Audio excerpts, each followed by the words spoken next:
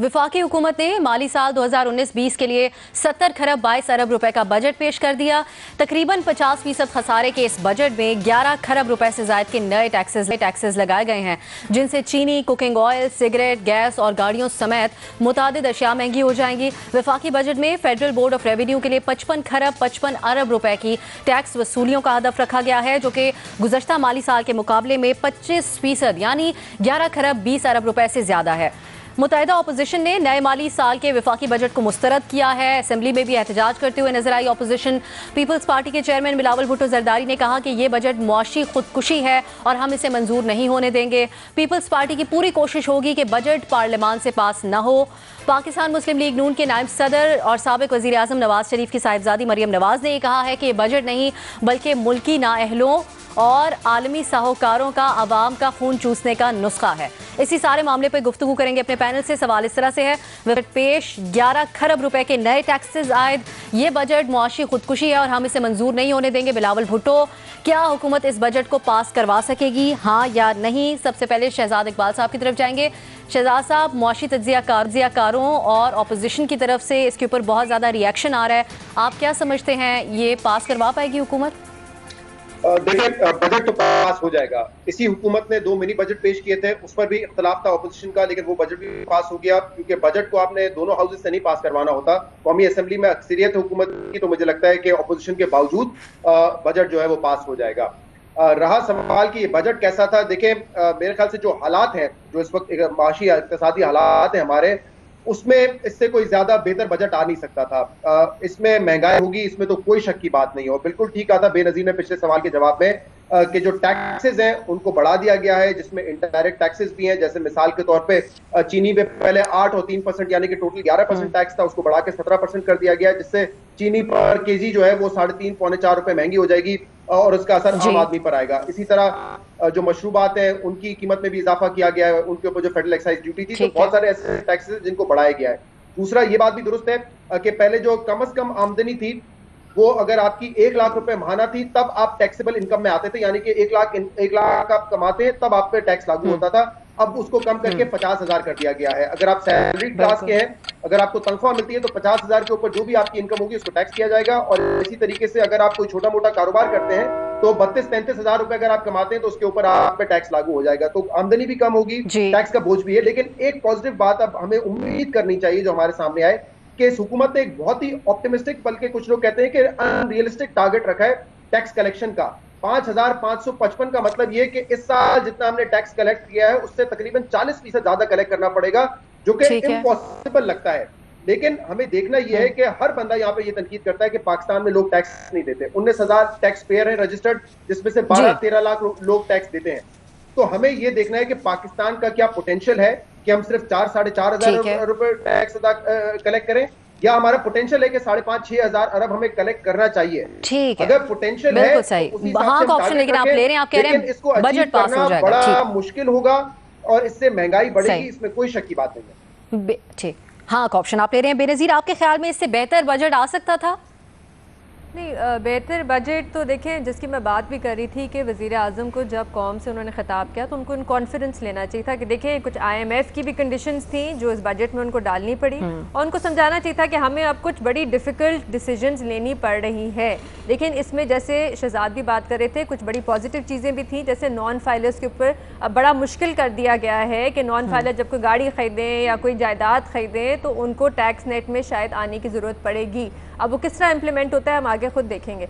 जहाँ तक आपकी बात है कि ये बजट पास होगा या नहीं होगा, बजट तो पास होगा, क्योंकि बजट के लिए आपको सिंपल मेजॉरिटी चाहिए होती है पार्लियामेंट में। 2/3 मेजॉरिटी नहीं चाहिए होती जैसे आप एक कॉन्स्टिट्यूशनल अमेंडमेंट के लिए चाहिए होती। सिंपल मेजॉरिटी जो PTI के पास है, अपनी इत्तेहादी जमातों को मिला के उनके पास कोई 182 सीटें हैं। अगर कोरम ना हो हाउस में तो फिर PTI ये कर सकती है कि एक जॉइंट सेशन बुला सकती है, जो पार्लियामेंट में भी होगा और सेनेट का भी होगा। उसमें तो बहुत आराम से PTI बिल पास करा सकती है, क्योंकि PTI की सेनेट में इत्तेहादी जमातें मिला के, क्योंकि ये नंबर्स मैंने इकट्ठे किए थे कुछ 1-2 दिन पहले, उनके पास कुछ 22 सीटें हैं, और उसके बाद इंडिपेंडेंट जो आज़ाद उम्मीदवार है सेनेट में वो कोई 30 के करीब है।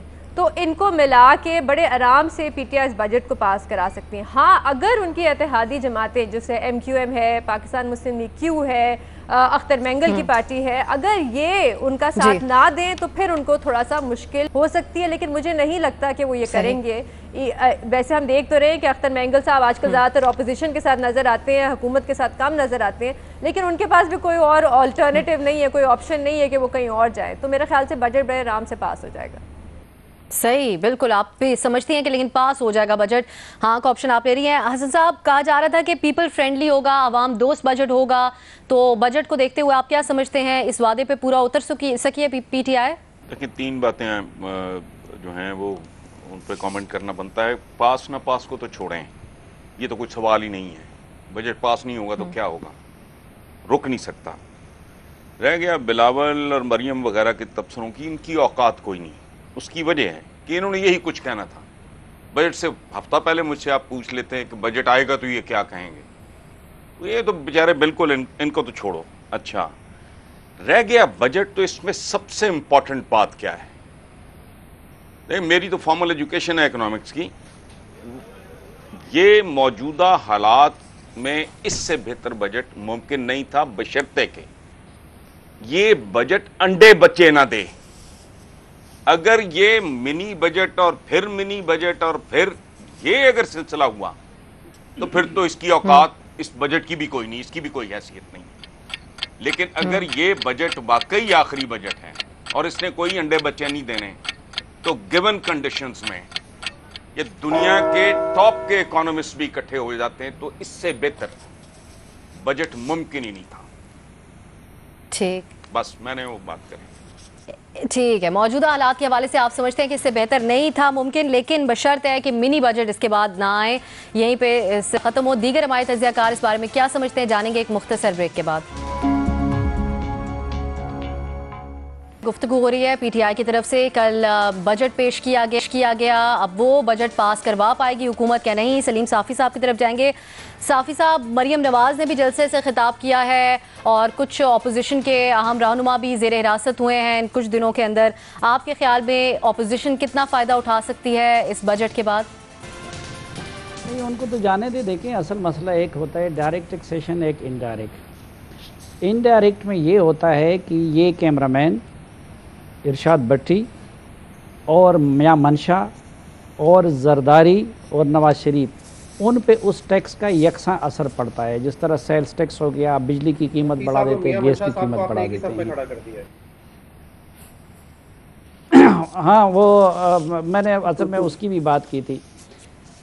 अच्छा, तो एक अगर ये देखें कि सब पे यकसा बोझ डालते हैं, ये जुल्म है। होना ये चाहिए था कि आप डायरेक्ट टैक्सेशन, वो ट्रेंड इन्होंने पीपल्स पार्टी और नून लीग की हुकूमतों का बरकरार रखा कि इनडायरेक्ट टैक्सेशन की, लेकिन डायरेक्ट टैक्सेशन नहीं की। दूसरा मसला क्या है कि इस वक्त मेरा इस्लामाबाद में घर नहीं है, लेकिन मैं और इरशाद भट्टी साहब, बाकी सब, वो इमरान खान साहब से या नवाज शरीफ साहब से, जो बड़े बड़े महल्लात हैं जिनके, उनसे हम ज़्यादा टैक्स देते हैं। तो इन्होंने तो जो पहले से हम टैक्स देने वाले हैं उन पे मज़ीद बोझ डाल दिया, लेकिन उन बड़े महल्लात वाले, उन बड़ी जायदादों वाले, उनको टैक्स नेट में लाने के लिए कोई मेकनिज़म नहीं दिया। तीसरा, ये जो टैक्स इजाफी इकट्ठा किया जा रहा है, इसमें सिर्फ 50 अरब 55 अरब रुपए वो कस्टम ड्यूटी से होंगे। कस्टम ड्यूटी तो इन्होंने नहीं बढ़ाई, क्योंकि वो IMF का नुमाइंदा आके बजट बना रहा था और बाहर मुल्क चाहते हैं कि उनकी पाकिस्तान में इसी तरह माल आते रहे, लेकिन इन्होंने मुल्क के अंदर सेल्स टैक्स और बाकी चीज़ें इसको एडजस्ट कर दिया। तो एक ये जुल्म किया। जो सबसे एक बड़ा, जो हसन साहब ने अंडे बच्चे देने की बात की, अंडे बच्चे इस बजट ने पेश होने से एक हफ्ता पहले भी दे दिए, जब गैस और बिजली की कीमत बढ़ी। और मैं अभी से आपको लिख के देता हूँ कि ये हर महीने ये लिख के बच्चे देते रहेंगे, क्योंकि उस टैक्स में भी जो लगाया गया है वो LNG वगैरह पे लगाया गया है, जिसकी वजह से यहाँ आपके गैस की कीमत और इनकी कीमत हर महीने बढ़ेगी। और ये सब IMF के डिमांड पे पास तो हो जाएगी, क्योंकि सेनेट से ज़रूरी नहीं है, कौमी असम्बली में अक्सरियत है, वो पास कर देंगे। हाँ, ठीक है। बिल्कुल सही हो कर लेंगे, हाँ का ही ऑप्शन आप ले रहे हैं। इरशाद भट्टी साहब, आपके ख्याल में बिलावल भुट्टो ने कहा था आवाम दुश्मन, अगर बजट हुआ तो उसके ऊपर भरपूर फिर हम करेंगे बात। अब मरियम नवाज भी कह रही हैं, इसको महंगाई मुहिम का नाम इसको दिया जा रहा है, वो भी खिताब कर रही हैं जलसे से। तो आपके ख्याल में किस हद तक इस्तेमाल हो सकता है अपोजिशन की तरफ से ये? मरियम नवाज़ और बिलावल भुट्टो दोनों को कुछ थोड़ा थोड़ा बजट में हिस्सा डालें मेहरबानी करके, काफ़ी हैं। उनकी तो खैर जायदाद ही कोई नहीं थी, मगर वो 1.25 करोड़ की निकल आई मरियम नवाज़ की, तो उसमें से 50 लाख वो डाल दें। 1.5 अरब के असासे हैं डिक्लेयर्ड बिलावल साहब के, तो कुछ वो डाल दें। और हुसैन नवाज़ का सुने, यानी लुत्फ़ देखें कि वो PM हाउस में 5 साल मज़े करके आखिरी लम्हों में गैर मुल्की हो गए, और कल वो उनको बजट पे अवामी दुख हो रहा था। मैं बल्ले भाई बल्ले तेरे गैर मुल्की होने दे और अवामी दुख होने दे, भाई बल्ले बल्ले तेरे दर्दां दे, आ जा वापस कुछ आके मुल्क में आ जा और हमें हमारे दर्दों से निजात दिला, आंसू साफ कर, खुदा का खौफ करें। देखें, कोई बजट बताएं जो अवाम दोस्त हो, कोई बजट बताएं जो मुआशी खुदकुशी का बायस ना बने।